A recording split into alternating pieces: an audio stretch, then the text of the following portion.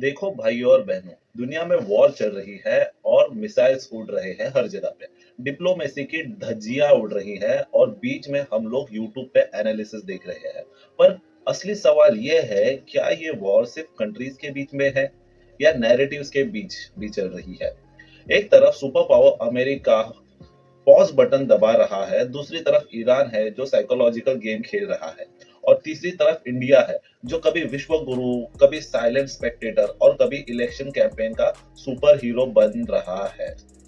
आज का ये किस्सा थोड़ा डार्क है, थोड़ा मसालेदार है और थोड़ा अनकंफर्टेबल भी, क्योंकि यहाँ सिर्फ मिसाइल्स नहीं बल्कि इमेज, परसेप्शन और प्रोपेगेंडा भी टकरा रहा है। तो आराम से बैठो, क्योंकि आज का एपिसोड है ग्लोबल पॉलिटिक्स का फुल तमाशा। मुझे ऐसा लगता है यूएस मिलिट्री की ऐसी बेइज्जती की है ईरानियनों ने कि पेंटागन वाले को अब अपने F-35, F-16 या जो भी उनके फाइटर प्लेन है, उन्हें शायद बेच के सेकेंड हैंड ट्रैक्टर ले लेने चाहिए। मैंने आपको यहाँ पूरा किस्सा थोड़ा डार्क और मसालेदार अंदाज में बताने जा रहा हूँ। ट्रंप का पॉज बटन। ट्रंप चाचा ने पहले 48 आवर्स का अल्टीमेटम दिया और फिर अचानक 5 दिन का ब्रेक ले लिया। हम पूछ रहे हैं कि भाई, अगर तुम जीत रहे हो तो ये हाफ टाइम क्यों? ऐसा लग रहा है जैसे यूएस की मिलिट्री की बैटरी 1% पर है और चार्जर ईरान के पास रह गया है। F-35 वर्सेस देसी जुगाड़। इमेजिन करो, $100 मिलियन का स्टेल्थ जेट जो दुश्मन की नजर में नहीं आता, उसको ईरानियन ने पुरानी सीसीटीवी टाइप टेक्नोलॉजी यानी EOIR से ढूंढ के निकाला और गिरा दिया। और एक ही नहीं, बहुत सारे जेट गिराए। मतलब यूएस ने इनविजिबल होने के लिए इतने पैसे खर्च किए और ईरान ने बस शक्तिमान वाली नजर लगा दी। स्टेल्थ का डिजास्टर जो बहुत ही फनी है। USS Gerald R Ford frontline से इसलिए हटाया क्योंकि उसकी लॉन्ड्री रूम में आग लग गई थी। सोचो, सुपर पावर की दुश्मन शिप की मिसाइल से कुछ नहीं हो रहा, बल्कि गंदी अंडरवेयर धोने वाली मशीन से खराब हो रही है। कुछ लोगों का ये भी कहना है कि जो आर्मी थी वहां पे, उन्हें युद्ध पे जाना नहीं था, उन्हें वॉर में जाना नहीं था, इसलिए उन्होंने खुद से किया है।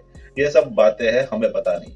और इधर यूएसएस अब्राहम लिंकन भी 1000 किलोमीटर दूर भाग गया है, जैसे कोई बच्चा गुस्से वाले पड़ोसी को देखकर गली के कोने में छुप जाता है। साइड डिफेंस का फुसकी बॉम्ब। थार्ड और पेट्रियट बैटरीज इतनी महंगी है कि उनका एक मिसाइल बेचकर पूरा शहर खरीद सको, लेकिन ईरान के सस्ते ड्रोन उन्हें ऐसे बाईपास कर रहे हैं जैसे ट्रैफिक में ऑटो रिक्शा निकल जाती है। डॉलर बर्बाद, इज्जत बर्बाद और मास्टर स्ट्रोक फेलियर। सिंपल है, ये टेक्नोलॉजी की हार नहीं, ये ट्रम्प की मास्टरमाइंड प्लानिंग का कमाल है। स्ट्रेटेजिक फेलियर इतना बड़ा है कि अब यूएस को डेमोक्रेसी बांटने के बजाय झंडू बाम की जरूरत है। ट्रम्प इतना डिलुलु हो चुका है। ग्लोबल पॉलिटिक्स में यू टर्न मारना अब एक लाइफस्टाइल बन चुका है। 5 दिन की शांति का वादा ऐसे दिया गया जैसे ट्रम्प चचा ने ईरान को फ्री सब्सक्रिप्शन ट्रायल दे दिया किसी सॉफ्टवेयर का। यहाँ जियोपॉलिटिक्स का तमाशा चालू है। ईरान की साइकोलॉजिकल जीत। जब सुपर पावर पीछे हटती है तो दुश्मन को लगता है कि उनका वशीकरण काम कर गया। ये यूएस की पीछे हटने की एक्टिंग ईरान के लिए बड़ी जीत है, वो भी बिना एक गोली चलाए। ट्रंप को पॉज बटन दबाने पर मजबूर कर दिया ईरानियों ने। वैसे भरोसा नहीं, वापस छुप के अटैक कर दे। ऑयल प्राइसेस का भी रोलर कोस्टर बना के रख दिया है। ट्रंप ने जैसे ही शांति की बात की, कच्चे तेल यानी क्रूड ऑयल के दाम 110 से सीधा $84 गिर गया। लगता है ट्रंप चचा ने स्टॉक मार्केट को अपना घर बना रखा हो। खबर कभी बोल दो, मार्केट ऊपर चला जाएगा, और वापस ट्वीट कर दो, मार्केट नीचे चला जाएगा। सब में इजराइल का क्या स्टैंड है? ट्रम्प ने इजराइल को सीन पर छोड़ दिया। ये तीसरी बार है जब ट्रम्प ने इजराइल के एक्शन से अपना पल्ला झाड़ लिया है। ऐसा लग रहा है जैसे ग्रुप प्रोजेक्ट में ट्रम्प ने अपना नाम हटवा लिया हो, क्योंकि उन्हें पता है कि टीचर मार्क्स नहीं देने वाली। दिवाली नहीं, एटॉमिक धमाका। अब बात सिर्फ तेल के कुओं की नहीं है, अब तो नतान जैसे न्यूक्लियर ठिकानों के ऊपर भी बमबारी हो रही है। मतलब अगर पटाखे फूटे तो पूरा मोहल्ला ही रोशन हो जाएगा, हमेशा के लिए। और ट्रंप ने इससे भी अपना पल्ला झाड़ लिया है। अपने डिफेंस सेक्रेटरी उस पे इल्जाम डालना शुरू हो गया है। एकदम स्मार्ट प्ले कर रहा है। ईरान ने उसका स्ट्रेट ऑफ हॉर्मुज बंद कर दिया, यानी वहां पे ट्रैफिक जाम।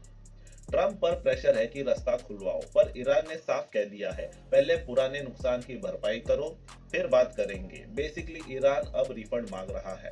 हॉर्मुज बंद है, ये सारी दुनिया को पता है। इसकी वजह से सबका हुक्का पानी बंद हो चुका है। इंडिया को सबसे ज्यादा इसका फायदा होगा क्योंकि उनकी गवर्नमेंट इनकॉम्पिटेंट है और इस बंद की वजह से उनके यहाँ पे जो एलपीजी की शॉर्टेज है वो सब दिख रहा है। मोदी जी का दौरा इजराइल में खत्म हुआ। मोदी जी जब इसराइल से निकले, वहां से टेक ऑफ किया, उसके दूसरे ही दिन इजराइल ने ईरान पे हमला कर दिया, उनका राशन पानी निकालना शुरू कर दिया। इसका मतलब हम क्या समझे? 5 दिन की शांति है, सिर्फ तूफान से पहले की खामोशी है। वॉर खत्म नहीं हुई है, बस एक छोटा सा एड ब्रेक ले लिया है, इंटरवल चल रहा है। वैसे आपको क्या लगता है, ये 5 दिन का पॉज सच में शांति लाएगा या ट्रम्प सिर्फ अपने ट्विटर फॉलोअर बढ़ा रहा है कुछ अंशंड बोल के? इंडियंस की हालत तो सब देख ही रहे हैं, एलपीजी की लाइन, पेट्रोल का भाव, और अभी प्रवासी मजदूर वो भी वापस पलायन करना शुरू कर चुके हैं अपने गांव, क्योंकि शहर में उन्हें एलपीजी मिल नहीं रहा। और हाल में तो एक बहुत ही बड़ा शक्तिमान वाला ट्विस्ट आ गया है। इलेक्शन कमीशन का लेटर पर बीजेपी का ठप्पा ऐसे प्रकट हुआ जैसे साउथ की मूवी में कोई हीरो की एंट्री होती है। क्लरिकल मैजिकल ट्रिक, यानी सीईओ केरला ने कहा, अरे ये तो बस एक छोटी सी मिस्टेक है। उनका लॉजिक यह है कि बीजेपी ने पुरानी गाइडलाइंस मांगी थी और जो फोटोकॉपी उन्होंने दी उस पर उनका ठप्पा लगा था। ईसी ने वही कॉपी उठाई और बाकी सब पार्टीज को फॉरवर्ड कर दी। मतलब ईसी अब कॉपी पेस्ट भी ढंग से नहीं कर पा रहा।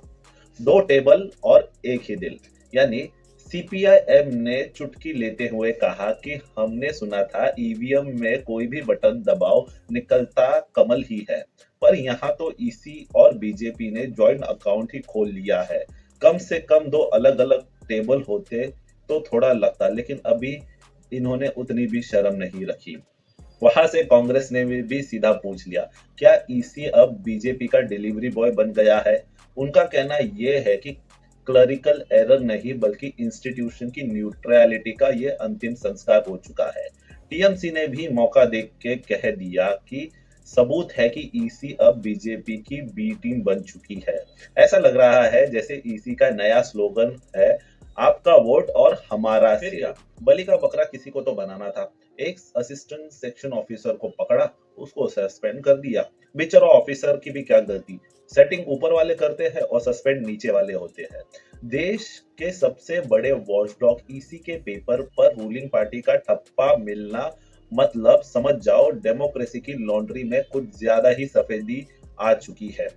वैसे आपको क्या लगता है, क्या ये सच में एक भूल चूक थी या फिर ईसी ने गलती से अपना ट्रू कलर दिखा दिया? Iran is our old friend, USA is our best friend, और मेरे दोस्त डोनाल्ड ट्रंप बोल के कितना बड़ा तमाशा किया था। करोड़ों पैसे फूंक दिए थे उस आयोजन में, और वही डोनाल्ड अभी टैरिफ भी लगा रहा है और ऑयल खरीदने की परमिशन भी दे रहा है। इजराइल इज अवर फादरलैंड, लेकिन अब तुर्की, इजिप्ट और पाकिस्तान वॉर में मीडिएशन कर रहे हैं। मतलब इंडिया कहाँ है इसमें? कहाँ गए वो लेजर आइज और कहाँ गए वासुदेव कुटुंबकम? सब खुश हो गया। इंटरनेशनल डिप्लोमेसी में पूरा कचरा हो चुका है। वो हमेशा याद रखेगा कि इंडिया को टेबल पे इनवाइट भी नहीं किया गया था क्योंकि यहाँ की मिनिस्ट्री चुप थी। जयशंकर भाई शायद कहीं पे सस्ता तेल ढूंढने निकल पड़े होंगे और पाकिस्तान ने बाजी मार ली। यहाँ तो वासुदेव कुटुंब के बजाय कुटुंब वाले व्हाट्सएप ग्रुप में भी इंडिया की एंट्री नहीं हो पाई है इस बार। पिछले मई महीने में ट्रंप ने जिस तरह मोदी को फोन करके पाकिस्तान के साथ सीज फायर करवाया, उसे दुनिया को लगा कि 1.4 बिलियन की आबादी वाला देश बस यस मैन बनकर रह गया है। वॉशिंगटन में अब सबको लगता है कि इंडिया बस एक ओबीडियंट बच्चा है जो अपना दिमाग नहीं चलाता। मोदी जी ने ट्रंप की बातों के आगे जी हजूर किया, उसे तो ये बात कंफर्म हो जाती है। अब अमेरिका हमें बस एक एटीएम समझता है जिससे वो अपना हथियार बेच सके और चाइना के खिलाफ एक बॉडीगार्ड की तरह यूज कर सके। डिप्लोमेसी और ग्लोबल रिस्पेक्ट वो तो शायद अमेज़न से ऑर्डर करनी पड़ेगी। अब बस ये देखना है कि अगले सीज फायर के लिए ट्रम्प हमें कॉल करता है या सीधा व्हाट्सएप ग्रुप में इंस्ट्रक्शन डाल देता है। क्या आपको लगता है कि इंडिया की फॉरेन पॉलिसी में अब थोड़ा स्वैगर वापस आने का चांस है? कल मोदी जी लोकसभा में शक्तिमान बन के आए और उन्होंने ट्रंप और नेतन्याहू से बात की और यूएस, इजराइल, ईरान के बीच मांडोली बादशाह बन गए। मोदी जी ने वही वासुदेव कुटुंब का चूरन दिया और यूएस, इजराइल और ईरान की वॉर रुकवा दी। अब बंगाल इलेक्शन में यही मार्केटिंग कैंपेन होगी कि मोदी जी ने यूएस, ईरान की वॉर रुकवा दी और मिडिल ईस्ट में हमारे मजदूर प्रवासी जो करोड़ों में है उनको वापस लाया, क्योंकि वहां पे इलेक्शंस होने वाले हैं बंगाल में। सब में गलती नेहरू की है और गांधी की है जो फुकट में आजादी दिलाई। अच्छा था जब अंग्रेज राज कर रहे थे, असली गुलामी तो 1947 के बाद से शुरू हुई है। मीडिया ये एंगल पकड़ के टीवी पर डिबेट करेगा और हमेशा की तरह लोगों की बुद्धि भ्रष्ट होगी। जैसे वो धुरंधर पिक्चर देख के लोगों को कुछ और क्या क्या लगने लगा है। भाइयों और बहनों, पूरी कहानी का मॉरल सिंपल है। ग्लोबल पॉलिटिक्स में सच कम होता है और नैरेटिव ज्यादा। कहानी पॉज को स्ट्रेटजी बोला जाता है और कहानी पीछे हटने को मास्टर स्ट्रोक और कहानी फेलियर को भी इलेक्शन कैंपेन बना दिया जाता है। अब असली सवाल आपके लिए, क्या ये सब जो हम देख रहे हैं वो रियलिटी है या सिर्फ एक केयरफुली एडिटेड ट्रेलर? असली पिक्चर अभी बाकी है। और सबसे बड़ा सवाल, क्या इंडिया कभी ग्लोबल स्टेज पर अपना असली स्वैगर दिखाएगा या हम हमेशा की तरह स्क्रिप्ट में साइड कैरेक्टर बनकर रह जाएंगे? कमेंट में जरूर बताओ कि टीम रियलिटी या team propaganda. Please like, share and subscribe the video.